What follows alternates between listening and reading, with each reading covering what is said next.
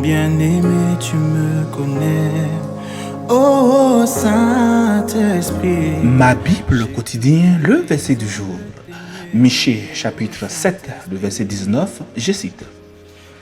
Il aura encore compassion de nous. Il mettra sous ses pieds nos iniquités.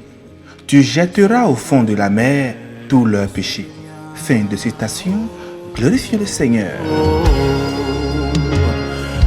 Le verset du jour nous invite à nous approcher de Dieu avec confiance, sachant qu'il est prêt à nous pardonner et à nous restaurer.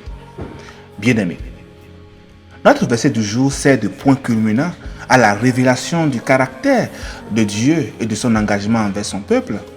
Après avoir traversé le désespoir et la confession, et avoir imploré la guidance et la protection divine, Michée termine sur une note d'espérance dans le pardon et la restauration que Dieu offre à ses enfants.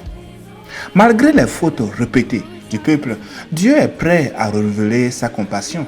Il nous est dit dans le verset, « Il aura encore compassion de nous ». Cela montre l'incroyable patience de Dieu et sa volonté de rétablir la relation avec son peuple. L'image que nous voyons dans le verset d'écraser les iniquités sous ses pieds symbolise la victoire totale de Dieu sur le péché. Christ a essuyé nos péchés. En jetant les péchés au fond de la mer, comme il est dit dans le verset, Dieu promet un oubli total des transgressions, indiquant qu'elles ne seront plus jamais utilisées contre nous. C'est donc une image très puissante de la rédemption et du pardon de nos péchés lorsque nous confessons le Seigneur Jésus-Christ. En effet, chers amis, si ce Dieu que nous servons ne pardonne pas aux coupables et ignore les péchés, rassurez-vous, nous serions détruits tous déjà, ça fait longtemps. La miséricorde de Dieu nous appelle à courir à lui avec une attitude de grande repentance et d'adoration et de louange continue.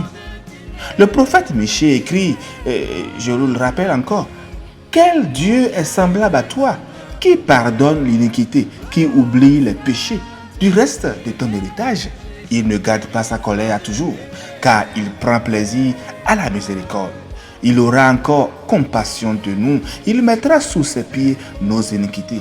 Tu jetteras au fond de la mer tous les péchés. » Michée 7, les versets 18-19. Dans Lamentation 3, chers amis, la Bible nous dit que les bontés de l'Éternel ne sont pas épuisées. Ses compassions ne sont pas à leur terme. Elles se renouvellent chaque matin. Oh, que ta fidélité est grande.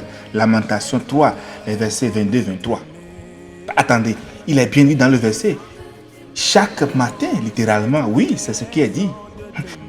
Chaque matin, Dieu nous donne une opportunité de plus de nous tourner de nos péchés et de partir du bon pied. Nous voilà en ce début de mois de février.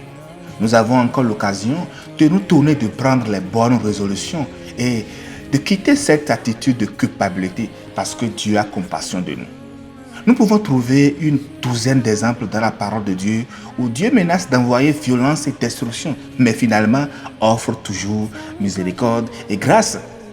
Ce Dieu qui a commandé à sa création que nous sommes de ne pas se laisser en colère jusqu'au coucher du soleil, apparemment fait de même. Si vous vous mettez en colère, ne péchez point, que le soleil ne se couche pas sur votre colère. Éphésiens 4, le verset 26. Le psaume 30, le verset 5 nous dit, « Car sa colère dure un instant, mais sa grâce toute la vie. Le soir arrive, les pleurs, et le matin, l'allégresse. » Donc, Dieu non seulement pardonne nos péchés, mais aussi les oublie si nous les confessons à lui. 1 Jean 1, le verset 9 nous le dit. Alors, à chaque fois vous identifiez le péché dans votre vie et vous en libérez du fardeau, vous grandissez dans la foi. Donc, bien-aimés, maintenant, c'est le temps de se lever du poids du péché et de la culpabilité qui vous oppresse et épuise votre force. Vous l'avez fait dans le mois passé. Je nous prie tous dans ce nouveau mois de prendre de nouvelles résolutions. Maintenant, c'est le temps de chercher notre salut à travers Christ seulement.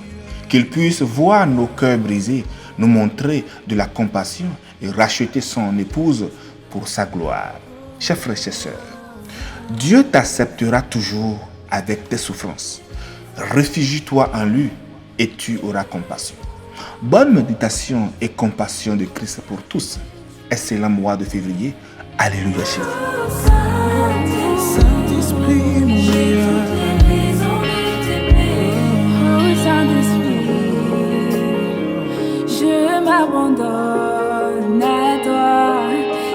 this way.